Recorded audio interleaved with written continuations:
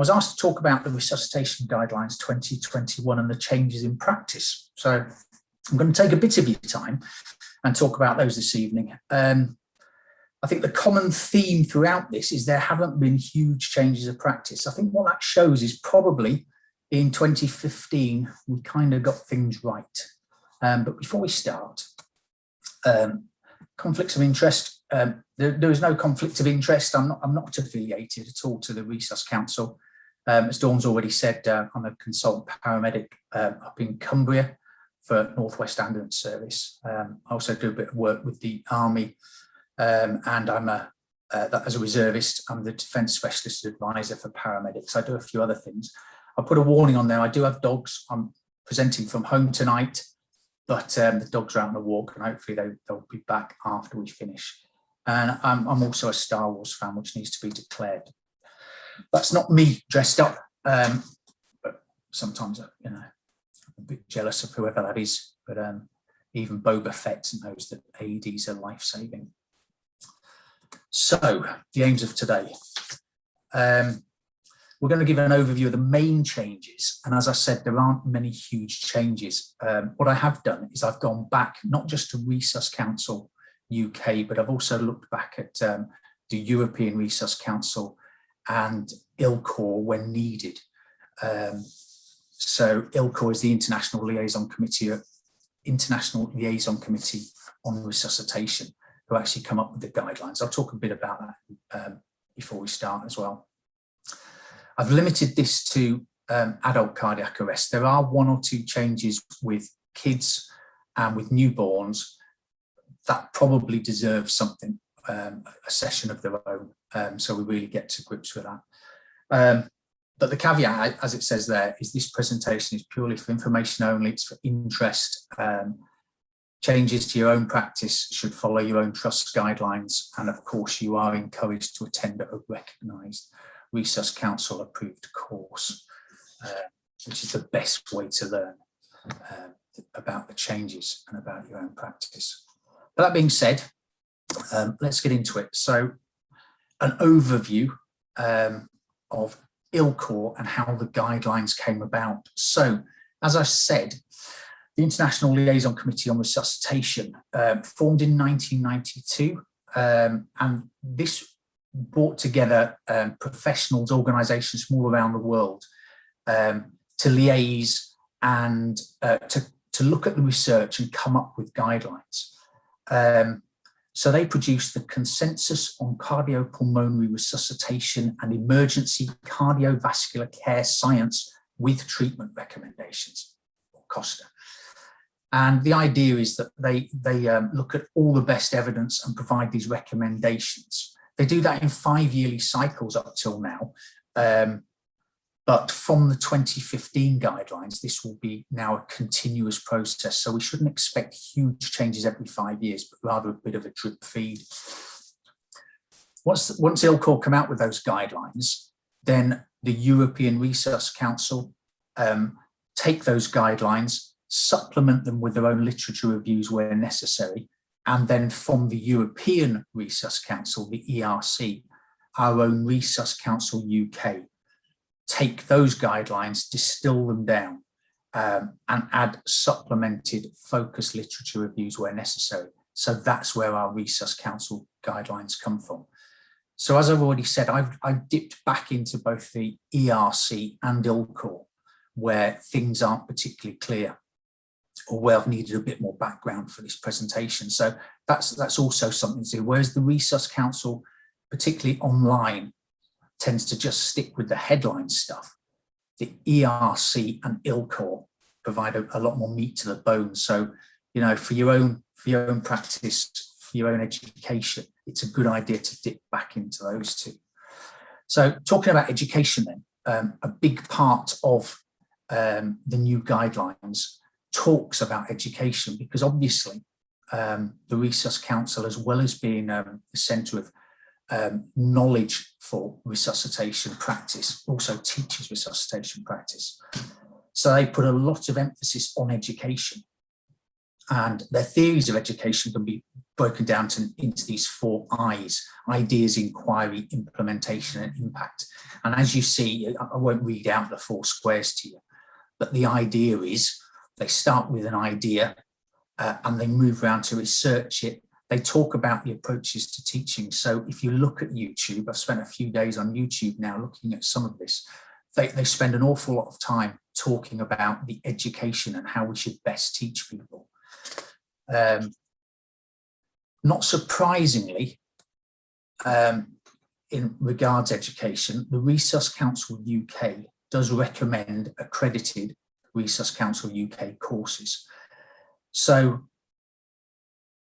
they do know that the effect of ALS training and neonatal training is to improve outcomes of patients. So that's been evidenced. The effect of other life support courses, BLS and what have you, less clear, but it's reasonable to assume, and our Resus Council UK can reasonably assume that any of those accredited courses would improve patient outcomes through good practice and the knowledge that comes from those courses. They also talk in their education piece about improving faculty. So they talk about the selection of instructors, the updates for instructors, and the maintenance of courses and how courses are taught. In terms of individual practitioners, what they do say is that retraining is needed. You can't do a course, say you practice Resus and that's the end of it. The time and frequency of that retraining is up for dispute, but somewhere between every 2 and 12 months seems to be recommended. So, you know, that's something really for trusts and ourselves to think about, how often we do that training.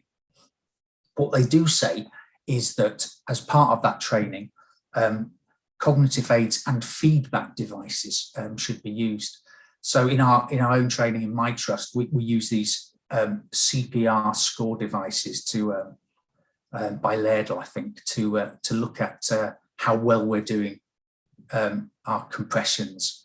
This was one for my training year before last, and we were all boasting about who got the highest score. I think I got 99% as it was, but I photoshopped that, put it on Twitter to say I'd done quite well, only for Laerdal to get in touch with me to try and work out how 110% happened on one of their devices. But anyway, that's the education piece. Practice, maybe every 2 months, maybe once a year, but feedback device helps with the education. So that was a big section now of the Resus Council guidelines, as is a new section on epidemiology of cardiac arrest. There's a whole bunch of things in there. There's loads of stats, loads of figures. I'll read out 1 or 2 of them to you because they are of interest. So out of hospital, they reckon 55 per 100,000 inhabitants suffer out of hospital cardiac arrest a year. Bystander CPR is achieved 7 out of 10 cases. As an ambulance service, nationally, we see about 30,000 cardiac arrests a year. We get public access defibs to less than 1 in 10, which is probably not a surprise, but could do much better there. Shockable arrests, 1 in 4, so about 22 to 25% of arrests are shockable. We get ROSC in about 30%, so return of spontaneous circulation, about 30% of our resusces. But the Utstein, so that's the witnessed shockable rhythms, we get about 54% ROSC. And survival for all comers, less than 9%, and that hasn't moved for some years. It kind of hovers around the 9%. And Utstein survival about 29%. So again, witnessed shockable rhythms, we get about a 29% survival rate. With the cardiac cause, we guesstimate it at about 8 to 10%. I think the big thing, and it's not news to us, but the big thing that was brought up this time was about health inequality. So deprived areas and areas with a greater proportion of residents from minority ethnic backgrounds have a higher incidence of cardiac arrest, a lower instance of bystander CPR, and less access to public access defibrillators. So that's probably not news, but it's worth reflecting on, and particularly for anyone who's involved in delivering training, placing public access defibs, that kind of thing. You know, if we're looking to improve our outcomes, then concentrating on that health equality would go a long way to doing that. There are also some in-hospital figures. So ROSC is achieved in about 53% of those treated by hospitals, and 23.6% of those go on to survive. 83% of those having good neurological outcome. Back to the training though, in 2018, 59% of members of the public reported receiving training in CPR, and 19% in how to use AEDs. And in 2019, we trained 291,000 people in CPR as part of the Restart the Heart Day, which is a good figure. So that's kind of the background stuff. A bit more though, ethics. So it's a subject close to my heart, deciding when to start and when to stop. And this is quite an interesting chapter in the new guidelines. So going back to the ERC, so the European Resus Council, that says that systems, clinicians and the public should consider CPR as a conditional therapy. So we should stop thinking of CPR as something everyone's going to get at the end of their life. It's a conditional therapy. What they do say is that organisations who care for people who may have a cardiac arrest, so obviously that includes hospitals, that includes ambulance services, we should define our own criteria for withholding and for terminating CPR. In doing so, we should look specifically at local, legal, organisational and cultural context. So that will mean it will vary across the country and across the world, and it should be validated locally as well, so that we know whatever rules we put for not starting or when to stop CPR, they've been validated locally. What they do say is that there are some criteria which mean you should never start. They're not what you think they are, perhaps. These are based on the safety of the provider. So when it's not safe for the provider, then you shouldn't start CPR. When there's obvious mortal injury or irreversible death is one, and if there's the relevant advanced decision from the patient themselves. So that's as far as they go, although they do say there are some criteria that can assist with the decision making. So persistent asystole for 20 minutes, which is it's the same as the last time round. What they also say is that unwitnessed cardiac arrest with an initial non-shockable rhythm, where the risk of harm to the patient from ongoing CPR is likely to outweigh any benefits, and they use an example here, the absence of ROSC or severe chronic comorbidities, then that's a good reason not to go further with the Resus. So non-shockable rhythm, no ROSC is probably something that we need to balance in there when we're making those decisions as a system. Criteria that shouldn't be used individually though to inform decision making. So pupil size, CPR duration, how long we've been doing CPR, end-tidal capnography, comorbid state, initial lactate, and whether it's been a suicide attempt. Those things individually should not affect when we stop CPR. What they do say, obviously, and I think this is no change, when CPR is stopped, document the reasons, and that should be audited locally by the local healthcare system. And they also put something in here that we shouldn't practice slow code, as they call it in inverted commas. So this is the practice of thinking I'm going to pretend to be doing CPR whilst taking this patient to hospital because that's the best thing to do.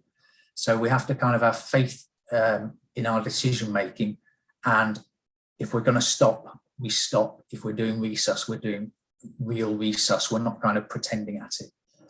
The other thing that they've added in here, which is new in the new guidelines, is that they say during a pandemic, when where resources are struggling, so critical care beds, ventilators, staffing, drugs, etc. are being stretched. Each patient should be carefully assessed as to the likelihood of survival and good or bad outcomes. What we can't do is create, categorical or blanket criteria.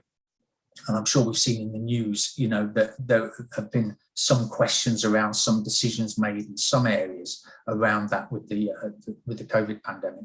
So you can't use things such as age thresholds to determine eligibility of a patient to receive treatment. So there's another new section, which is about system saving lives. And this is intended, it's kind of leads on from what I've already been saying. Its intended audience includes government systems, managers, education departments, that kind of thing, but it's also the individual clinician as well. So firstly, it talks about social media. Social media and apps can be used to improve outcomes for cardiac arrest. And it talks about smartphone apps. And I put one example there, Good Sound, which can alert volunteers to nearby cardiac arrests, as well as locations for local AEDs. So these sort of things help engage the community and non-ambulance responders, because as we know, getting there quickly with a defib is the thing that's going to save lives. It also talks about community initiatives like Restart a Heart Day, which again is about that awareness for communities.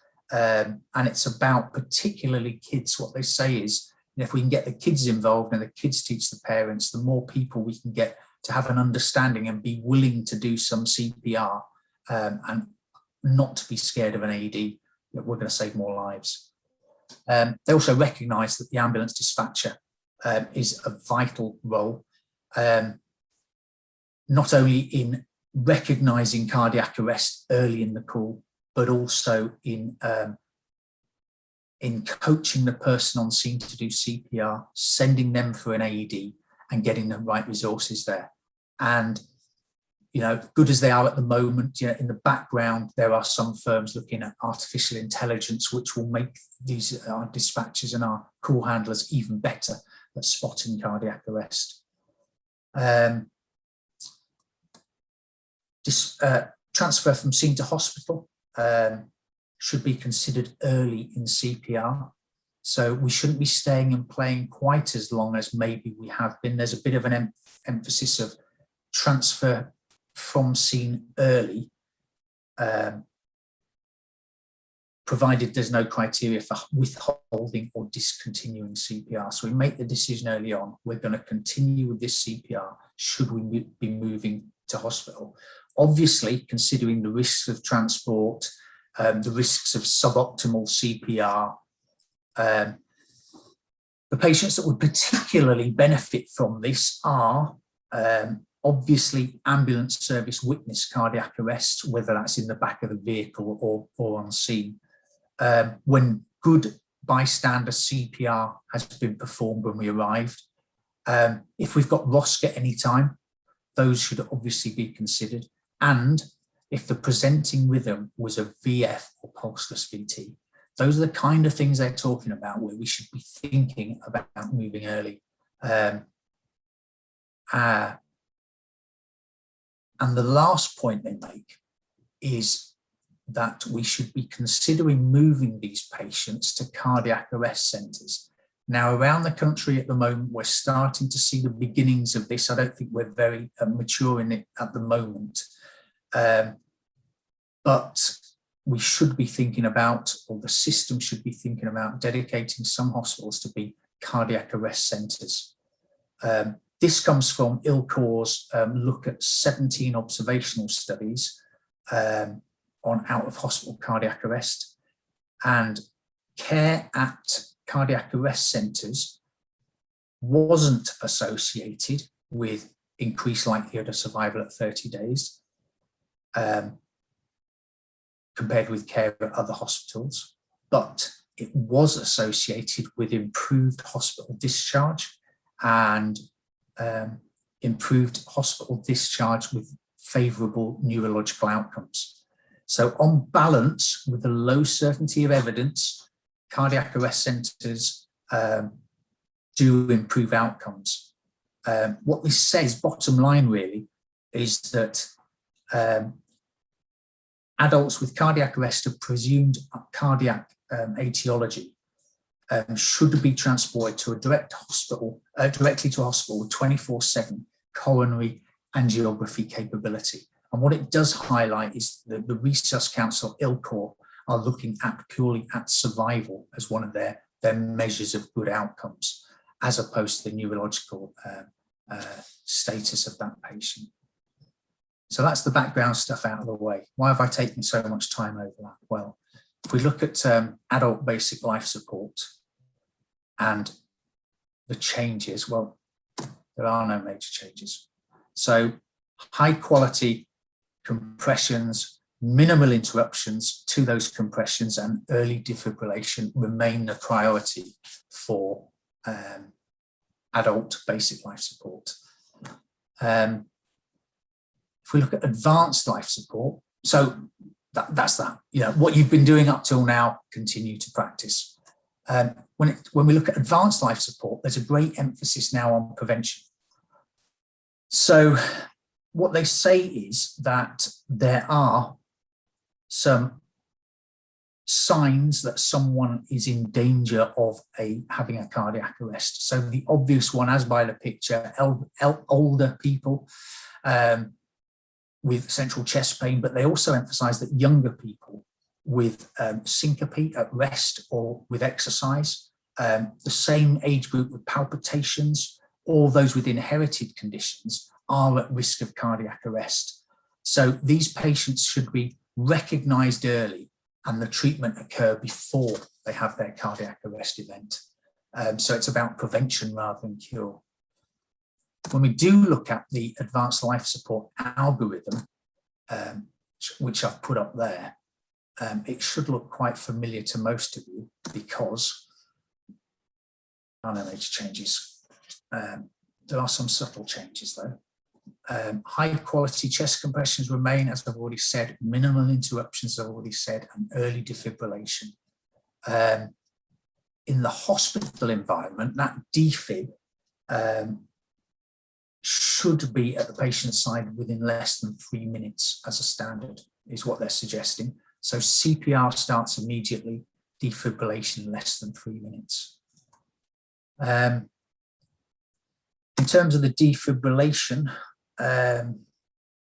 we should aim for pauses of less than 5 seconds. So that's nothing really new to us. It's, you know, we've spoken about it before, where you check rhythm, you continue hands on the chest whilst the defib is charging, hands off the chest, shock and straight back on the chest. You consider stopping for a pulse check only if we see the physiological signs of return of spontaneous circulation. In the current guidelines, the new guidelines, we still have the 3 stacked shocks where the patient is witnessed and monitored. In terms of energy levels, same old story as before. Any energy level between 120 and 360 joules seems to be about right. They're acceptable. And that can be followed by either a fixed or escalating strategy. So whatever your trust, whatever your service recommends is probably fine, because the kind of the goalposts here are so wide. Just follow the manufacturer's guidelines or what the local trust suggests. In terms of pad positions, there is a slight change. Now, this is something we picked up in JRCALC at the 2019 iteration, and Resus Council have only just caught on, really. But that apical or lateral pad needs to be positioned slightly differently to what we used to, and certainly differently to the pictures you'll see on most pads. So it's the mid-axillary line, level with V6, where we put our 12 lead electrode. So it's right below the armpit there, and sort of going top bottom, which is slightly different. Although, as I say, those paramedics, ambulance people amongst us will have seen that in the latest JRCALC from 2019. If it's refractory VF, so if we can't get the patient out of VF, they continue in VF, then consider changing to a AP position, one on the front, one on the back. And the other thing that is emphasised in the new guidelines is that we don't use double sequential defibrillation outside of research settings. So for those who know, that's where you put the two defibs on and press them very quickly one after the other. So that's not to be done outside of the research setting. So I think that's it with defibrillation. So no great changes other than the pad position. So on to airway then. Airway, again, no great changes, but there is an emphasis, perhaps even more so, on starting with basic techniques and stepwise according to the rescuer's skills until effective ventilation is reached. So if BVM, if bag valve mask is working, then stick with bag valve mask.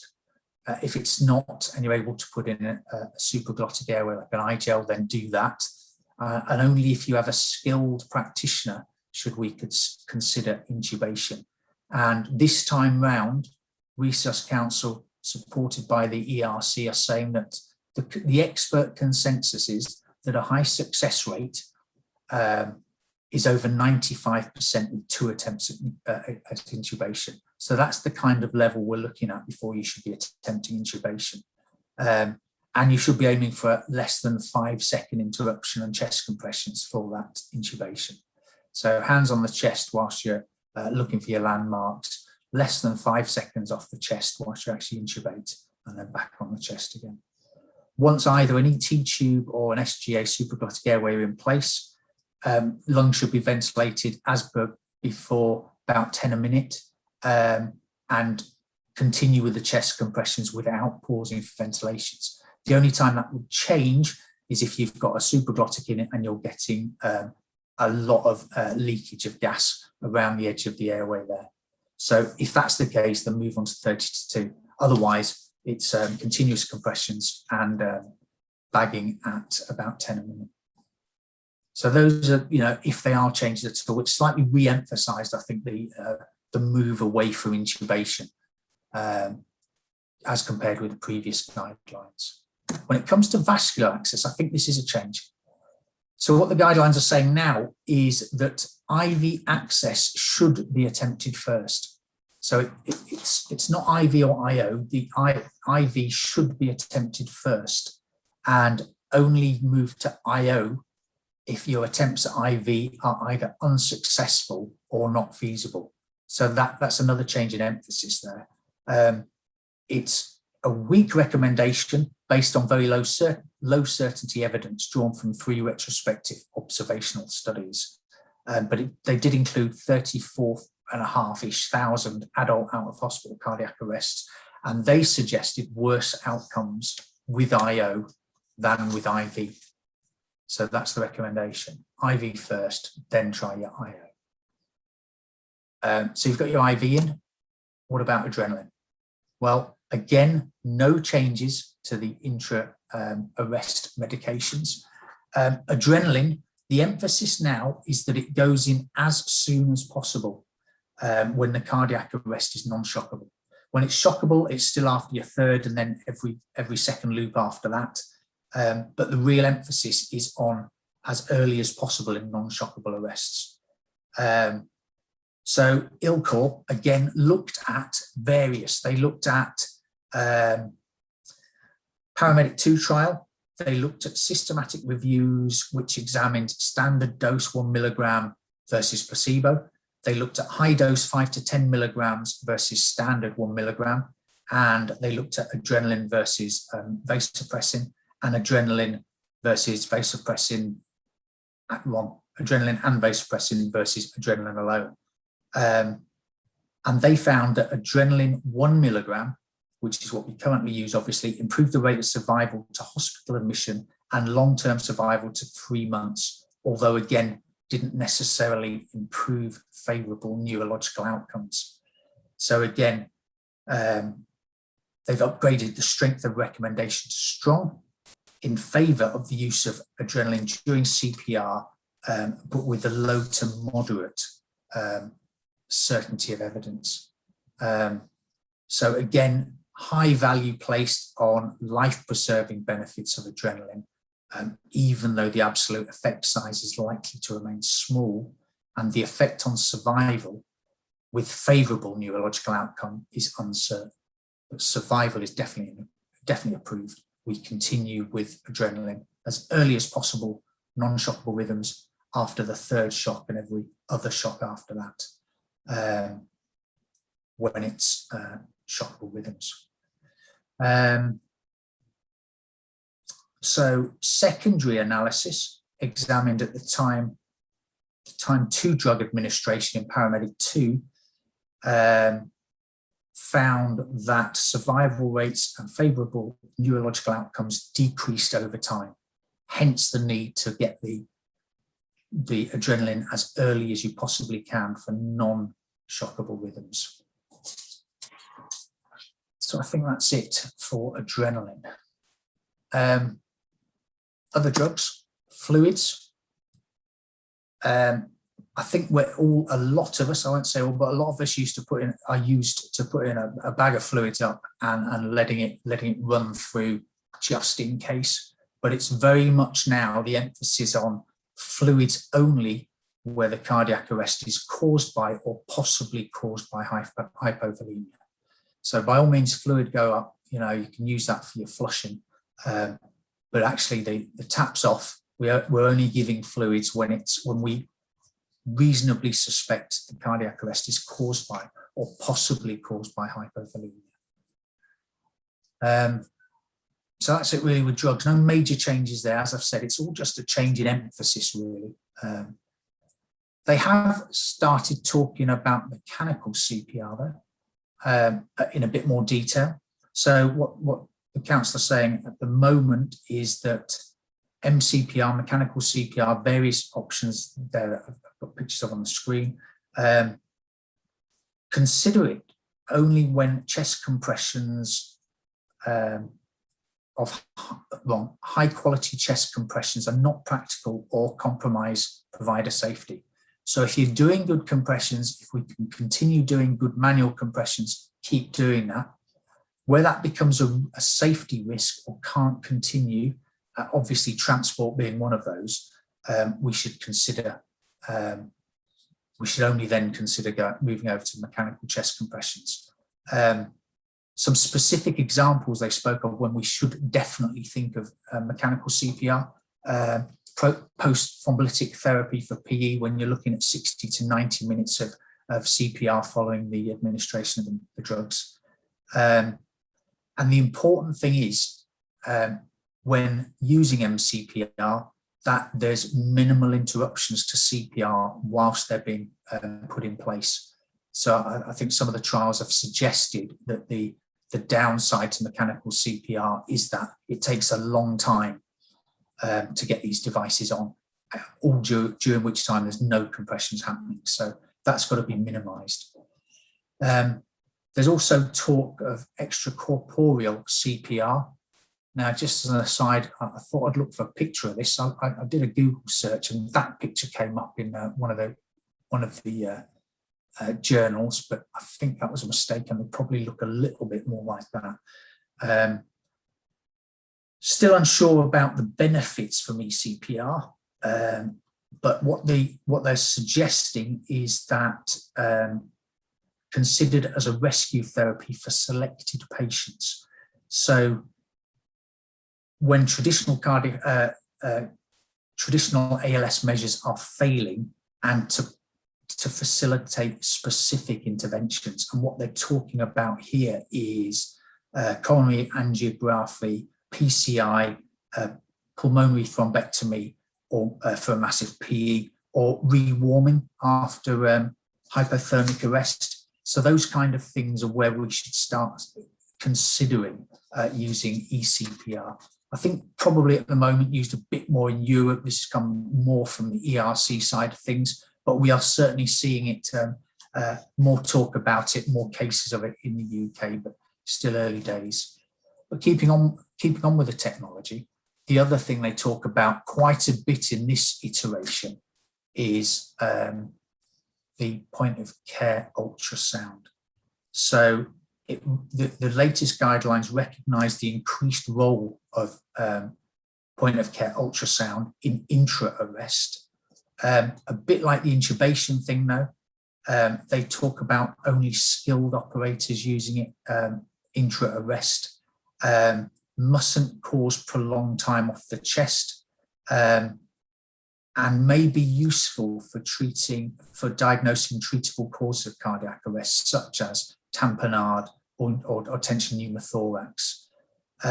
What they do add a caveat in here that right ventricular dilation in isolation during a cardiac arrest shouldn't be used to diagnose massive PE, and assessing contractility of the myocardium shouldn't be used as the sole indicator for terminating CPR. So it's a tool in the box to use, shouldn't interfere with compressions, but it does add into the overall picture, particularly around those decisions relating to termination. Just don't use it by itself. What else have we got to talk about? Well, again, this is from ERC. The flow chart there, not much different, but there is this bit down here which talks about special circumstances, special causes. So Resus Council UK have talked about special circumstances, but there's a whole ream of things within there. So that includes our 4 H's, 4 T's, no great changes there. And all the things you see on there, some of them we've spoken about or we've seen in previous iterations. So pregnancy, the 4 H's, 4 T's have spoken about, drowning. There's some new stuff in there though. So they talk about specific areas of practice. So in dentistry, they give some advice for dentistry. They give some advice for sports grounds, and they give some advice for particular patients which we didn't see before. So there are also some subtle changes, which are just worth a mention. One of those was for tension pneumothorax, 4 H's, 4 T's. What they recommend now, which I think is a change, I don't think I saw this last time round, needle decompression is your first port of call as rapid treatment, but should be carried out with specific needles which are longer and non-kinking. So a move away from the old 14 gauge cannula towards specific, and I know certainly in my trust we go with a 14 gauge cannula at the moment. That's not what they're recommending at the moment. So it's a minor change, which is something I spotted in there. They speak this time round about mass casualty situations, emphasis on reducing risk, and training in the use of triage. You know, there have been a lot of events recently around the world where we've seen this an increase in mass casualty situations. So they're emphasising the training in and use of triage, but with the suggestion that one should maybe assign higher triage risk levels to elderly and to survivors of high energy trauma in order to reduce preventable deaths. So that's an interesting twist and not something I've seen on sort of my major incident type training.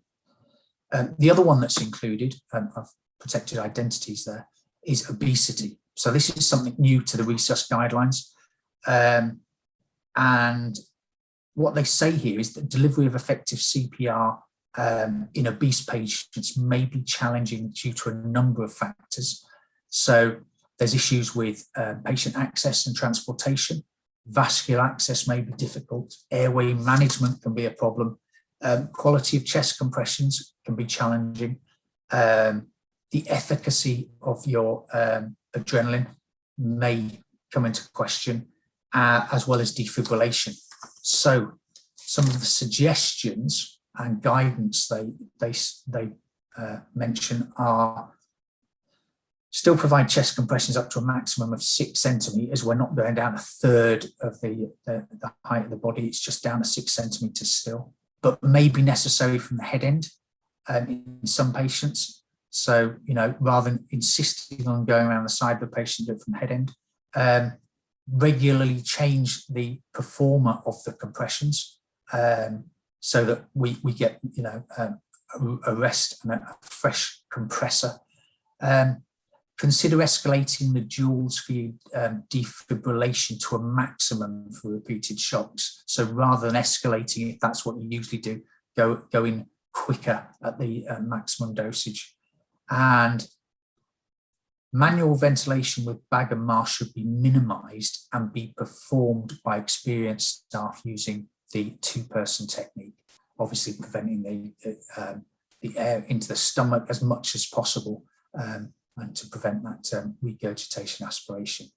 Now, ERC, the European Resus Council, says of this, that an experienced provider should consider intubating the trachea early in order to prevent, in order to minimise that time with the bag and mask.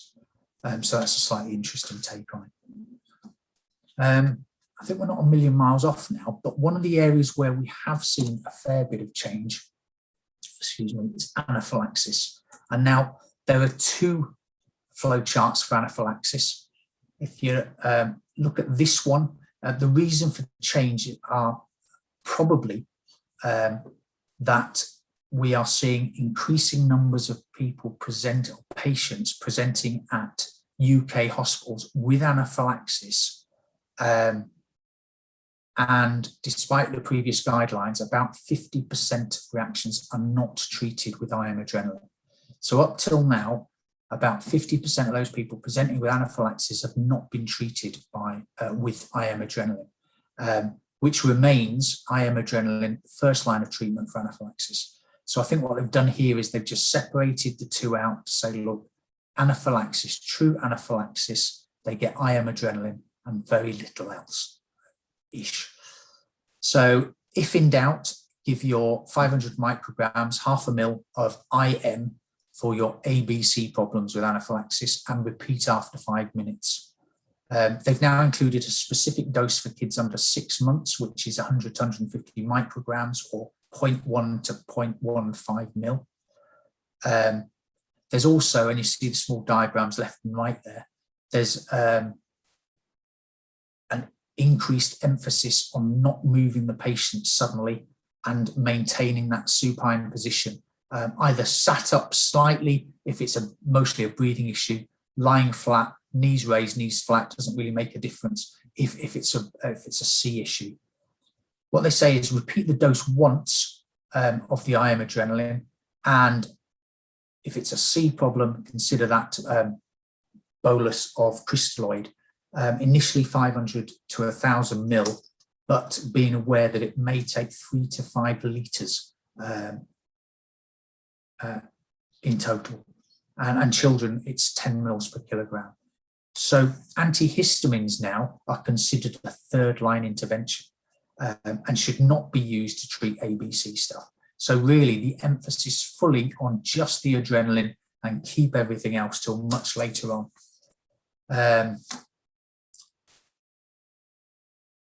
What they say is chlorpheniramine or non-sedating oral antihistamine should be used in preference to chlorpheniramine once that initial stabilisation has happened, and that's just for the persisting skin symptoms, you know, the urticaria and what have you. Corticosteroids such as hydrocortisone no longer advised for routine emergency treatment of anaphylaxis. So really playing down those other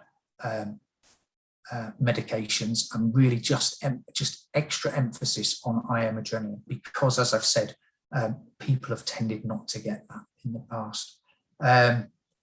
Bronchodilators, either salbutamol plus or minus ipratropium, may be used, provided, again, they don't delay that adrenaline. So that's the first one. That's kind of the primary flow chart for anaphylaxis. And then they provide a second one here, which is for refractory anaphylaxis. And this is defined, excuse me, this is defined as anaphylaxis requiring ongoing treatment due to persisting respiratory or cardiovascular symptoms, despite 2 doses, appropriate doses of IM adrenaline.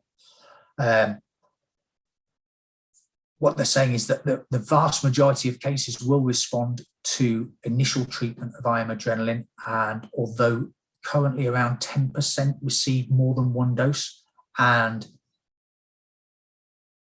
less than 1% of those, of the total rather, less than 1% need to go into intensive care for anaphylaxis. The bottom line to this diagram is that we seek help early. We get them into hospital. If you're pre-hospital, we get expert advice if you're in hospital. And these patients, essentially down that left-hand side, continue with the IM adrenaline and essentially maintain O2 and monitor. So that's it for anaphylaxis. Tachycardias next. So tachycardias, there's the diagram. Electrical cardioversion remains the preferred treatment, so no change there. The only change for that is that in atrial fibrillation, initial synchronized shock at maximum defibrillator output rather than an escalating approach is recommended. But I think looking at this, the biggest change is this, that the point at which we seek expert help. So that used to be further down the line, but now we seek experts. So if it's life-threatening, we treat straight away. If it's non-life-threatening, get expert help in. And that in itself is probably why we then see some changes further down. So torsades used to be in the ALS book, wasn't on the flow chart. Slight change in amiodarone, so that's 10 to 60 minutes instead of the move away from 20 to 60 minutes. And a slight change there. The third dose of adenosine, 18 milligrams rather than 12 milligrams. And also, if all of that fails, for the regular, then cardioversion. So some slight changes down the bottom, but all preceded by seek help early. So that's it with tachycardia. Some minor changes, seek that help early, but deal with the life-threatening stuff. Bradycardia, you'll be surprised, no major changes with bradycardia. First line drugs, atropine, 500 micrograms every 3 to 5 minutes, up to 3 milligrams. There's some new drugs included in the second line, and consider pacing.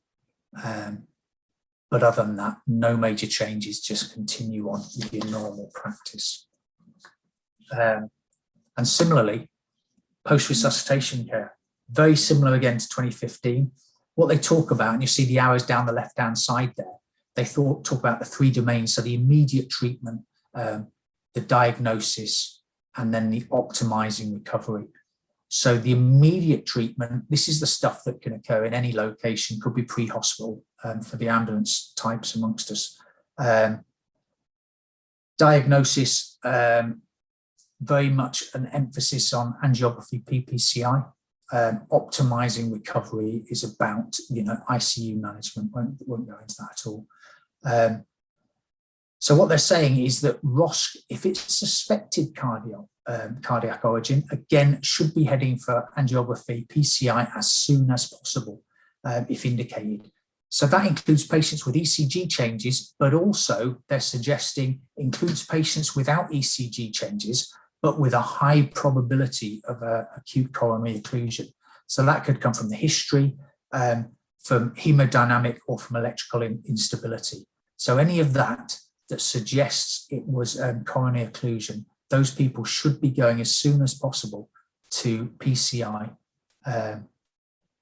And there is some question as to whether that should be primary or with a transfer, but obviously local systems will work on that as we go forward. As mentioned, there's some talk there about the ICU management, includes targeted blood pressure, temperature control to between 30 to 36. And I think that's yeah, and avoid fever above 37.7. Now, they do note one of the organisations that there is a targeted temperature management trial, results due out soon, which may influence that. But as I say, that this will be constantly reviewed. And the biggest change is the prognostication section, which has been simplified. So basically, there's an entry point of comatose patients, Glasgow motor score of 3 or less at 72 hours. There's a list of items. Any 2 of those would indicate a poor outcome, which should assist with prognostication. So I think that's about it. No major changes, 1 or 2 subtle changes that I hope I've highlighted. But as I've said, high quality chest compressions, minimal interruptions, defibrillation early remain the priority. There's an increased emphasis on training. There is some talk in there about communication strategies to make decisions earlier, and whether that's about transport to where, or termination and resuscitation. There's an engagement with social media and helping the public to engage with cardiac arrest and resuscitation practice. There's definitely talk about cardiac arrest centres, more so than the previous editions. And there's a little bit new in relation to special circumstances that we've covered. So I think that's me. I shall stop talking there. Thanks very much for your attention, and happy to take questions.